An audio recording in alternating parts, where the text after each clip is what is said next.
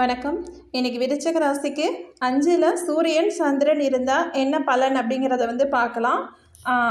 5ல் சூரியன் இருந்துச்சு அப்படின்னா ஃபஸ்ட்டு பார்த்தோன்னா நம்ம 5ஆம் வீடை பற்றி பார்க்கலாம். ஃபஸ்ட்டு 5ஆம் வீடை பார்த்துட்டு அதுக்கப்புறம் சூரியன் சந்திரன் இருக்கிற பார்க்கலாம். 5ஆம் வீடு அப்படிங்கிறது பார்த்தோன்னா புண்ணியஸ்தானம்.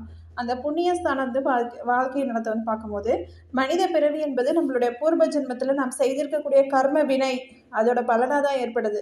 அப்படி ஏற்படக்கூடிய நம்மளோட இந்த வாழ்க்கை எப்படி அமையிறது அப்படிங்கிறது தெரிஞ்சுக்கவும், தோஷம் ஏது இருந்துச்சா சாஸ்திர ரீதியான பரிகாரங்களை செய்து நன்மை அடையவும் நமக்கு வழிகாட்டுது.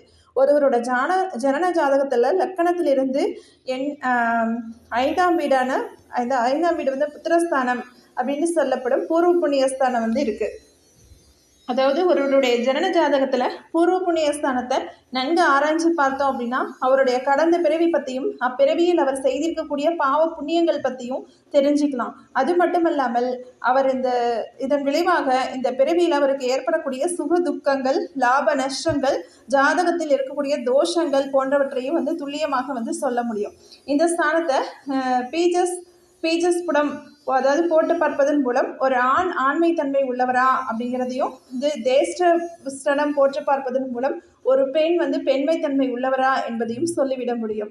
இந்த ஸ்தானத்தை கொண்டு ஒருவருடைய பூர்வ ஜென்மம், மறுபிறவி, பிதிர் வகை சொத்துக்கள், பரம்பரை சிறப்பு, அனுபவிக்கும் சுகம், மனைவி, லாபம், தர்ம குணங்கள், ஜாதகருடைய முன்னோர்களில் யாருக்கு பிரதியாக பிறந்திருக்கிறார் என்பதையும் துல்லியமாக சொல்லிடலாம். உடலமைப்பை பொறுத்த வரைக்கும் வயிற்றோட மேல் பகுதி மற்றும் முதுகை குறிக்கும் பூர்வ புண்ணிய ஸ்தானத்தில் அமைஞ்சிருக்கும் கிரகம், மேற்படை ஸ்தானத்தை பார்க்கும் கிரகம் ஆகியவற்றை பொறுத்தே ஒருவருடைய வாழ்க்கை அமையுது.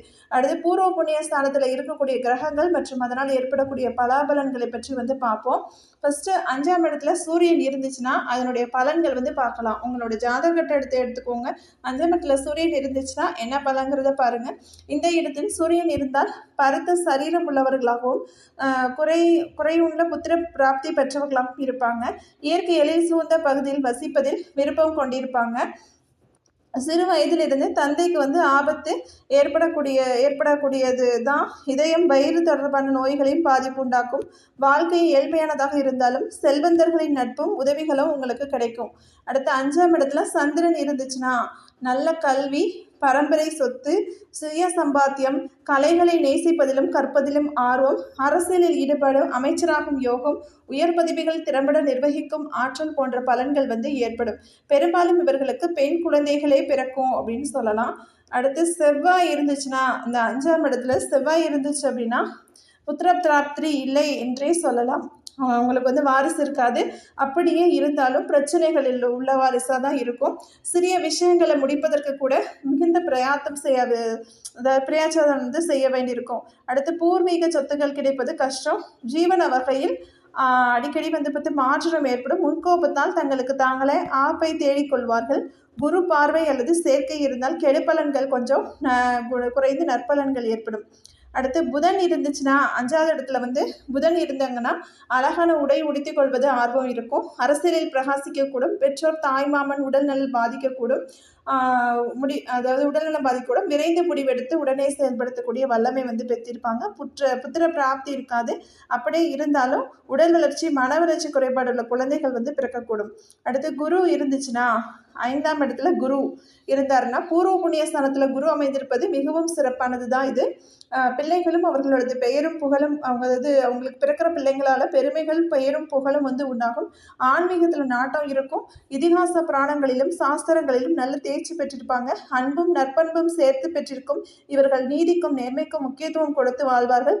எப்படிப்பட்ட நெருக்கடியான ஆபத்துகளை ஏற்பட்டாலும் தங்களுடைய புத்தி கூர்மையால் தற்காத்து கொள்வார்கள்.